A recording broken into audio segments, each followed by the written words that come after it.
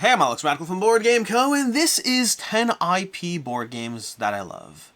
A few weeks ago, I did a video talking about different IP board games, where there was an IP, some board game based on an IP, so for example, let's say, what was one? Firefly the board game. And then comparing it to another game that was an original IP, not based off its own IP, but original IP, for example, Xia Legends of a Drift System. I did 10 comparisons, picking different ones, and showed that in all those cases, I preferred the original IP, meaning the one that was created just for the board game, as opposed to the board game making a game based on something else, a TV show, a movie, a book, a video game, whatever it is. I often preferred something original to the board game space.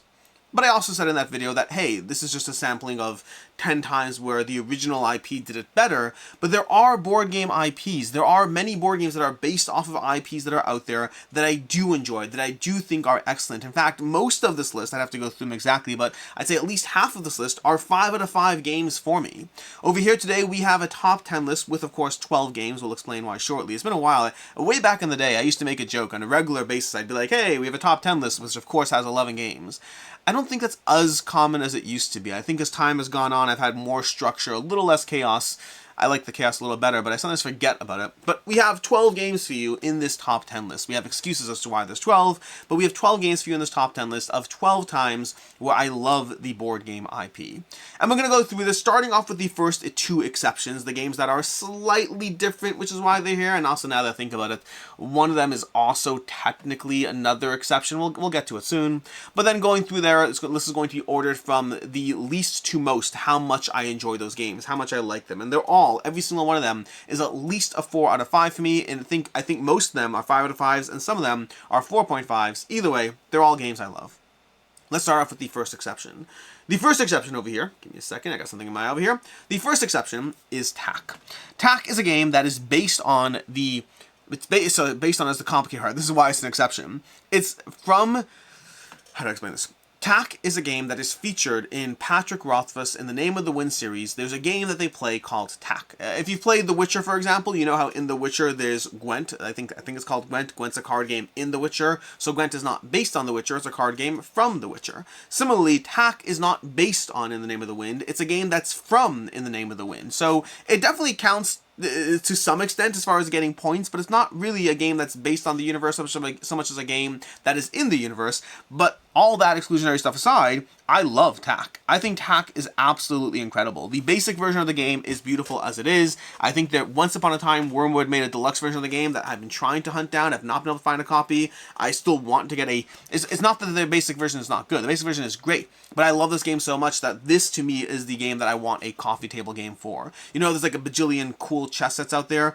I want a cool Tak set because I love Tak. I think it's phenomenal. I think it teaches so quickly. It plays so easily. You can knock out games in 5-10 minutes, and it's such a satisfying experience. I can't get enough of Tak. I think it's phenomenal. I think it's great. And I love this game that is not based on an IP, but from an IP. It's amazing that they took a game that was in this universe. So, for example, using Gwent as an example, Gwent is a game that has been made into a version that you can play. You can play Gwent from The Witcher. But I haven't heard anyone say amazing things about it. Gwent seems to be a decent game that people play. It's not the worst, but it's a game that shouldn't be the worst and shouldn't be the best. It was really just a game within a game. In the case of Tak, it's a game that is within a book that they turned into a real game, and they made a phenomenal game out of it. One of my favorite abstract games in my collection, if not my favorite abstract game I have in my collection. That's our number 12. Our number 11 is a different exception, and this one's an exception for a different reason, only because the game's not out yet. But The Elder Scrolls Betrayal of the Second Era from Chip Theory Games, this is a game that takes the bones of the Too Many Bones system, pun very much intended there, takes the bones of the Too Many Bones system, and it builds a builds a different game on top of that. I hesitate on the better because the way I put it after playing Elder Scrolls, and I have played the Elder Scrolls, the way I put it is, I think that I prefer what Too Many Bones is doing, but I think that the Elder Scrolls is going to be easier to table. And that hodgepodge means it's not necessarily better, but it is different. It builds on the same structure. A lot of things are similar, but then there are a lot of things that are different. But in this game, you're going to be diving into the world of the Elder Scrolls. You're going to be wandering around the board with these characters. You're going to be engaging in these little hex-based things. You're going to be going on little dungeon delves, engaging in combat, powering up your characters, giving them different skill trees and abilities and ways to utilize and roll their dice, lock-picking, going on adventures, making choices to what you do with the various merchants as you wander from town to town, going on your little arcs. You go on these little three quest arcs that you go on, each leading into each other. So you have this fascinating little game that gives you a ton of room to grow and develop and build, and so much variability into the system itself. This is going to be, I believe it's going to be one of Chip Theory Games' most popular games, taking a game that is as good as Too Many Bones, but then having an IP on top of it that'll make it more accessible. And again, for me, I hesitate to say which one is better. They are different. I think Too Many Bones is more ambitious in some of the unique ways that the game manages to do things, but I think The Elder Scrolls is, again, easier to table and a little bit more streamlined, a little bit more straightforward, and some of the sacrifices that are present are made up for in the sheer breadth of how you can build out characters and make them your own in this game. The only reason it's number 11 over here is because, like I said already, this game is not out yet. You can't get your hands in it, and so I always hesitate to put prototypes in a. Depends on the list. Depends on the type of list you're doing, but in this case, I put it as a number 11. Also, it's an excuse to get an 11th title in there. Coming at number 10, though, and this is where we start ranking them from least to most, how much I like them. We have Six Siege, the board game, coming in. A usual reminder at this point that I am currently talking about a game that is from Mythic Games. Mythic Games has a very poor track record right now as far as deliverability, as far as your ability to get their games. If you are trying to get this game, I would recommend trying to get it from someone that's not Mythic Games. I don't even know if you could get it from Mythic Games, but the secondhand market, possibly. Honestly, this game might be harder to get your hands on than The Elder Scrolls, so I don't actually know what's fair to put in the list or not. But Six Siege, the board game, is based on Six Siege, the video game. And I think they did a tremendous job adapting a first-person shooter. I'm just remembering now, Stalker. Stalker is good, too. Stalker's a prototype as well, but it was good. Anyway, Stalker from the Awakened Realms. It's like, I think that there's two. The reason I thought of that is there are two first-person shooter games that have really hooked me in terms of how good they are. I'm not against adaptations from one thing or the other. In fact, video game adaptations to board games has done decently overall. But specifically, first-person shooters have... I think there's a third first-person shooter on this list, but there's actually a third first-person shooter. There are video game adaptations from shooters to games that I enjoy are definitely the exception. But we have two on this list, Six Siege and another one coming shortly. And then we have Stalker as well from Awakened Realms, so I won't focus on that much, but I will say I definitely enjoy that. That's based on an IP. I kind of forgot because I never really played Stalker, didn't even know it was. I guess I knew it. We're getting tangents. Six Siege. Six Siege, the board game from Mythic Games over here. This is a really good adaptation of the video game. Now, I haven't played the video game, but I have looked into the video game. I actually currently might be getting it this week. It's currently on sale. When I film this video, it's currently on sale for like $9. I might buy Six Siege, primarily because my kid loves this right now, and he also likes Overwatch, so maybe he'd enjoy diving into the world of Six Siege and probably being a complete and total liability for his team. I'll make sure to turn the mics off. Anyways, Six Siege over here. Six Siege is a tactical skirmish game based on the first-person shooter, but giving each character unique abilities in the game. Unique abilities that all mirror their abilities from the game. Different ways that they have. You know, this one sends in drones. This one can smash in walls with a hammer. This one planting little explosive devices. They all have unique ways that they interface with the game, and that's going to give you the core bones of this tactical skirmish. Somewhat real-time game. There's a small real-time element. It's kind of buried in there. But overall, I really enjoy this one, and I kind of was a little hesitant. Whenever you take an IP, especially a first-person shooter, they have not always done amazingly. Don't get me wrong, I generally enjoy most of them, but there's enjoying and then there's really loving and wanting those games, and those are two different things. Now, making a first-person shooter into a board game is hard, and Six Siege does an amazing job of it by focusing on the tactical play above all else. Weapons, abilities, positioning, and more make Six Siege one of the best skirmish games I've ever played. Which is true. It's one of the best skirmish games I've ever played, at least for my time with the prototype. I have not played the final version, and I'm looking forward to diving into the final version. Six Siege is a phenomenal game, and it's all based on IP. Coming at number 9, we have the other first-person shooter that was on this list. I think there's only two. We have Resident Evil, the board game, from Steamforged Games. Another game that I've only played the prototype. I've had the final game here for a few months now, but I have not dove into it yet. But it's Resident Evil, the board game. I really enjoyed this. Nemesis is a well-loved game by many people, but Nemesis to me is not the game. Did I put Nemesis? I put Nemesis in my other video. Nemesis for me is a well-loved game, but for me, Resident Evil, the board game is the game that gives me that Nemesis feel. It's a game that is a first-person shooter-ish. It's kind of a first, but actually it's a third-person shooter. It's not technically a first-person shooter. It's a third-person shooter, I think, if I recall. I don't remember. There's so many Resident Evils I don't know. Anyways, Resident Evil, the board game. This one gave you the sense and the feeling of being chased throughout these mansions, being chased throughout these halls. It's a game that gave you the tenseness because you have a limited amount of ammunition and you're trying to survive. Every bullet counts. Every decision to fight versus run, fight versus flight, every decision mattered in this game, and it was so tense and so well done. And the idea of going through the journeys and adventures, finding those shotguns, taking out enemies, trying to figure out what you need to do. I've played Resident Evil 3 pretty extensively. I played a decent amount of it. I really enjoyed it. Resident Evil the board game to me is better because the mansion is unlocking as you go, the table's sprawling out as you go through it. But overall, this is just a satisfying experience that is, again, definitely based on IP. I believe Stoneforge Games is not yet done with this series, which for better or for worse, I mean, I need to dive into this more and see, but I don't know what the next iteration is going to bring. What is the next one going to do that's different? Because unlike Zombicide, which at least Zombicide is like a different theme every time, the question is, what are the rules differences that they're going to incorporate that make the game better? Because if it's not better, it's just another Resident Evil game, and, well, you could probably just play the one you have on the table in front of you. So I am curious what they do for it, but Resident Evil is my number 9. My number 8 is Assassin's Creed Brotherhood of Venice. We're chock full of video games today, and I don't think that's going to end. This is our 4th video game so far, but Assassin's Creed Brotherhood of Venice is an excellent game. Based on the V Commandos, now known as V Sabotage system, it takes that game, and to me, it made it mostly better. I say mostly better because the trade-off is that it is a campaign game, and that makes it harder to table. But it also made it that I didn't enjoy V Sabotage quite as much ever since playing Assassin's Creed. I still have Assassin's Creed. I got rid of V Sabotage, and I don't know what to do with that problem because I don't play Assassin's Creed that much, and I need to pull it out. I don't need to. I want to pull it out and play it. It is an excellent, excellent game that is one of the better campaign games I've played. It is based on a great system. Did a great job giving you mitigation and progression and character development and feeling cool around the table as you went through this journey. I'm a huge fan of the Assassin's Creed video game series. I played the first like 4 or 5 straight, and then after that kind of occasionally dabbled in it after that. I think I actually have like the more recent ones, but I haven't. I don't know. It's been harder to get back into them. Just time and video game time and board game time and all that. But Assassin's Creed the board game, an excellent, excellent adaptation of the video game IP compared to the movie, which was not, unfortunately. Coming in next, we have Dune Imperium, based on a movie. Finally, we have based on a book. Based on a book. Technically, it's based on a book. I mean, it has. Sorry, slight cough as I laugh. It has art from the movie, but it's definitely Dune, which means it's based on Frank Herbert's Dune. This is Dune Imperium, which is an excellent game. A game that only got better after the Rise of X expansion. The follow-up expansion, Immortality, didn't do as much for me, and I have Uprising, but I still have not played Uprising. I need to take care of that problem.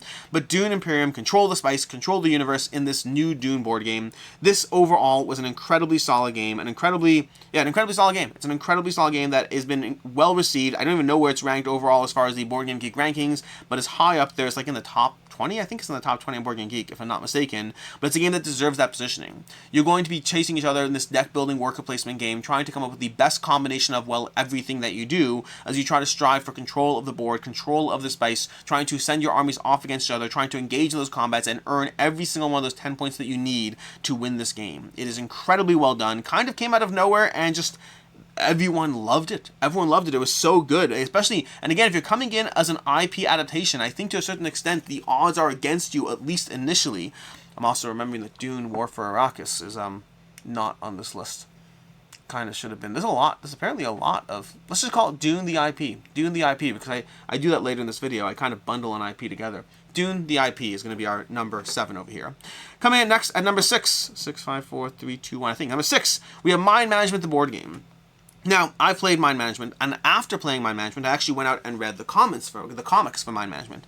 And I thought the comics were fun, but the comics were just fun, and for me, they were mostly forgettable. They took place in this weird universe of abilities and mind reading and the abilities that I don't even know what was going on. I read through them. I kind of forget most of the details. Someone's being chased. There's little kids, and you're protecting them, but then I don't remember. Honestly, I wasn't that impressed with the comic. It wasn't bad.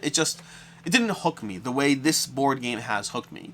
Mind Management is fantastic. Based on the combat, it's arguably my favorite hidden movement game. I don't think arguably, it's my favorite hidden movement game. Yes, I think the Beast versus Mind Management conversation we can put to rest by now. That I've gone back and forth for a while because I like Beast a lot, but Mind Management to me is better ultimately. It is easier to table, it is easier on the rules, it is faster, it is incredibly intricate, it is very rewarding. It gives you a lot of ability for both for both sides of the table to be able to get their edge on the other player, but it's all based on, I mean, the art does nothing for me. Now it does. I kind of like the art now, but initially the art put me off of the game, but over time I grew to appreciate it more, and it's all based on that comic book art. This one came to you from Jay Cormier from Off the Page Games, who adapt other IPs into board games. So if I were doing this list in the future, you might even be able to see some of the other games, because I'm pretty darn sure that I really love Core of Discovery as well, but we're not putting that one into this video. But Mind Management, the board game, based on an IP, and an absolutely incredible experience.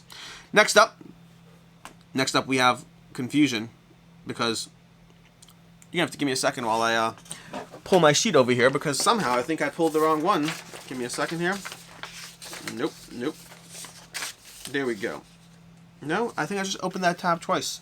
1, 2, 3, 4, 5. Ah, I see what happened. Next up, we have the following. Give me a second now. I need to get my story straight. Master of the Universe, Battle, Clash. The typing is bad, but it's going to get you there anyway. Master of the Universe, Clash for Eternia. Let's try to find the Kickstarter page if I can. I cannot. We'll go to the GameFound page. Okay, Master of the Universe, Clash for Eternia. Awkwardly a little bit out of place there, but 5. Number 5 is Master of the Universe board game, Clash for Eternia. It looks like I pulled up Mind Management twice by mistake, but over here we have Masters of the Universe, based on an IP that I frankly don't care for. I'm not against it. I watched the new TV show. I never really watched it growing up, so I don't have that fond nostalgia for it. The whole thing seems a little bizarre as far as the IP, the characters, the way they all are, the bizarre names and simplicity they have. It is a weird... It's a weird universe out there, and it's one that is incredibly popular. But for me, the board game, it was built off the bones of... oh my gosh, The World of Smog, Rise of Moloch, a game that I loved. And this one gave me a similar feeling, a similar system, as you level up your characters, as you went head-to-head in these skirmishes, different encounters, different scenarios, and trying to figure out how to use your characters to get the edge of each other with this controller system at play. Can you control against the others? I really enjoyed Master of the Universe, the board game. I've had a lot of fun with this one. It's a lot of fun. It's a lot of fun. They're going to hear those words a lot. But it's an IP that the IP itself doesn't do anything for me, but the board game they made off of it did a great job. Beautiful production, a little over the top, way more than you'll ever need, but overall a ridiculously good time with a very intricate system that is highly rewarding, highly engaging, and has generally been very well received. And again, incredibly expensive, unfortunately. But yeah, Master of the Universe, Clash for Eternia, specifically this one. There are other Master of the Universe games, but I think that for me, this one is my favorite one from them, at least from the ones I've played so far. I think I've only played this one. There are other Master of the Universe games. I've only played this one so far. That's going to be Master of the Universe, Clash for Eternia. Coming number 4, I'm a little worried the next one might be another one we have to pull up again. No, maybe not. Coming number 4, we have Anno 1800. Anno 1800, based on a video game, which again is going to happen. This is the last one, technically, that's based on a video game. Anno 1800, I say technically, you'll see what I mean. Anno 1800, the board game. An incredible experience. I love this game. To me, this game is the game that... It replaced the wrong term. Brass is an incredibly popular game. Brass is a very well-loved game, Martin Wallace, and I think it's great. And I think, to me, Anno 1800 is the game I prefer. I don't think it's better than Brass, but it's the game I prefer. Brass is more intricate, Brass has more stuff going on, Brass is a heavier, meatier, tighter experience, and Anno 1800, to me, is simply more rewarding. Not more rewarding. Easier to table and a lot of fun, shorter playtime, easier to table, easier to teach. It's the game I'm almost always going to pick unless I want that mental weight of playing through Brass that evening. But this game over here is basically a game of trading. You're going to be building up these networks. You're going to be building up these chains of how you produce different things. Your own board's going to have your own little tray of what you're building, the buildings you do, what each one connects to, and how they lead to the various goods you're trying to produce. You have a handful of cards you're trying to get rid of. It's a really intricate system full of trading, full of working with your own engine and being mindful of the other players as you chase those victory points. And it's all based on the Anno 1800 video game, which I did download and start playing for like 10 minutes before going back to Factorio. I probably should check out Anno 1800 again at some point, but Factorio was the current game that I was competing with when I played it. But Anno 1800, based on Ubisoft's video game, so it's not the only Ubisoft, I guess. Is Six Siege Ubisoft? Is Six Siege Ubisoft? I think it is. We have Six Siege, we have Anno 1800, we have Assassin's Creed, and Ubisoft's doing pretty decently in this video over here. But either way, Anno 1800, fantastic game. Highly recommend checking this one out if you're able to. I think it does a really good job at, well, not necessarily feeling like a video game at all. It does not feel like a video game, but it is based on a video game IP, and it's a great board game.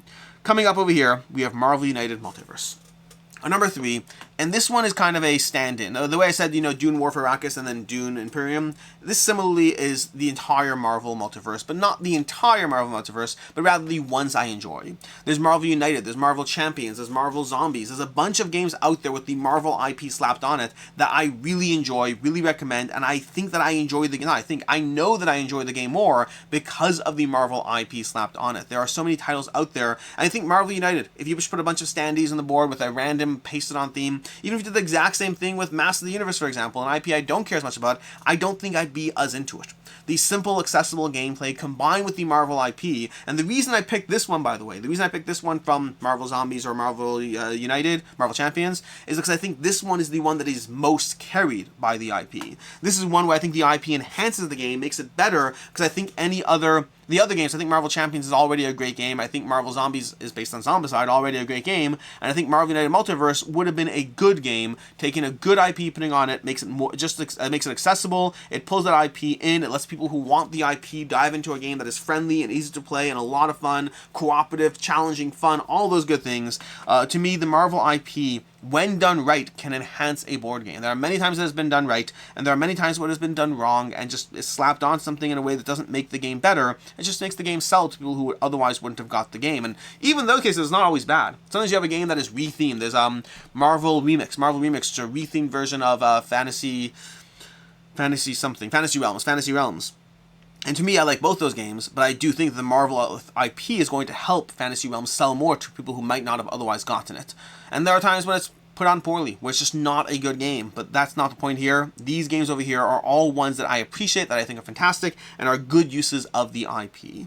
Our number 2 is going to be The Witcher Old World. This is the one I paused when I said not really based on a video game. Like the last one, Anime Tangents, the last one is technically based on a video game, because The Witcher Old World is based on The Witcher, which technically started off as a book, then became a video game, became a TV show. It's become a whole bunch of different things, but it started off as a book, I think. It started off as a book, right? I'm pretty sure about that. It's also been a comic book, but I'm pretty sure it started as a book. Anyways, The Witcher Old World. This, to me, is another excellent game. A game that I should re-review at some point, but I haven't felt the need to yet because I haven't dove into the expansion content yet. So my review is basically just the final game versus the original Kickstarter game that I covered when there's a prototype.